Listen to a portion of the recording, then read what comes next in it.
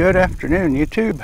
So we're out here on the San Francisco Bay Trail. I guess this section here is called the Adobe Creek Loop. I didn't know that this section had a different name, but I was just looking on the geocaching map and it has a name for this trail. Yeah, down there you have Mountain View. That's the Lockheed hangars. There's two hangars down there, and then there's the old blimp hangar at Moffett Field. And yeah, I would have been going up there. That's Black Mountain up there on the Santa Cruz Mountains. But it's a rather hot day. And this morning I heard on the weather that the temperatures up there at about 7 this morning were over 80 degrees. And it was like about 60 degrees down here. So there's probably a pretty good temperature inversion going on, and I didn't want to be going uphill into the higher temperatures, so I figured I'd come down here. There's a couple of new geocaches since I've last been down here. There's one right over here I've got to try to find, and then there's another one just up the trail a ways before the bridge. That's Mayfield Slough. So I guess this is Adobe Creek here. This is all a levee that channels Adobe Creek out to the bay. So that's why the trail is called the Adobe Creek Loop. According to Google Lens, this down here is called sedum, and it's really in bloom. There's little white flowers, and then all the leaves, I guess you'd call them, are all bright red. Just huge patches of this out here, big red patches with the flowers. And okay, as I suspected, the geocache is hidden in this bush here. So I'm going to go sign the log. It's been about 10 weeks since I last found a geocache. In fact, it was just down the bay at the very south end. Found a cache there. So I'm going to sign the log, and then there's another cache just, I think, right up there. There's a bench up there, and I think there's another cache hidden there, so I'll knock that one off too. Okay, I guess I'm going to turn around here. I got up to the entrance to the Ravenswood Open Space Preserve. I think it was about 2 years ago was the last time I was up here.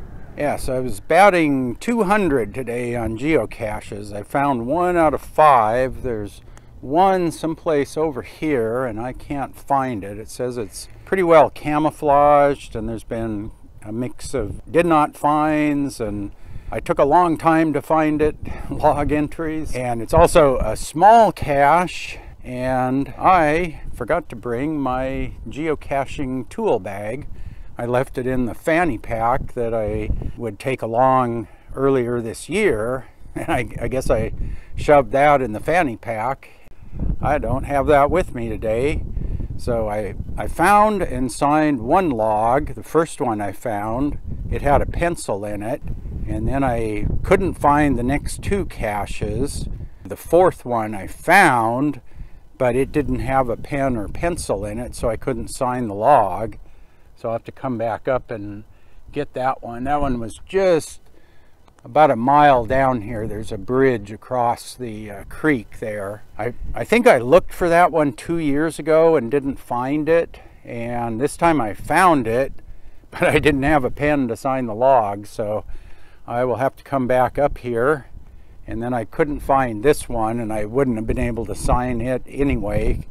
It said it was a small cache, and that usually means there's no pen or pencil. Would have been a good day to go over the bridge. It's pretty nice and clear, but it's a little bit late. It's like 5:30, and I need to head back. It's probably about an hour and a half for 2 hours back this side. It would be another hour if I go over the bridge and back. But yeah, so 2 years ago was the first time I was up to this section.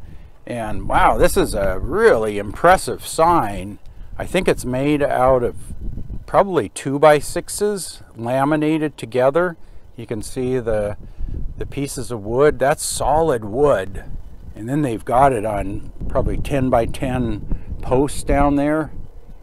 And then this is solid wood sign. I mean, it is It is just massive. Wow. They must have spent a few dollars on that, and it's all probably laser etched, all carved like that. Yeah, they put some money into that sign. There's 2 more geocaches up here, but again, I don't have a pen to sign them, so yeah, I think I'm going to head back. I'm at 19 miles, so it'll be a 38-mile round trip by the time I get home.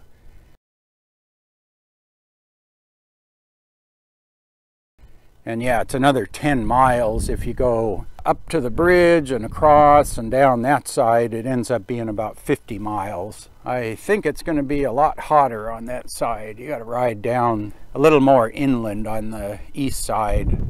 At least here the sea breeze is starting to pick up, and it's only in the upper 80s. That was nice coming up here. At least the sea breeze is a little bit cool.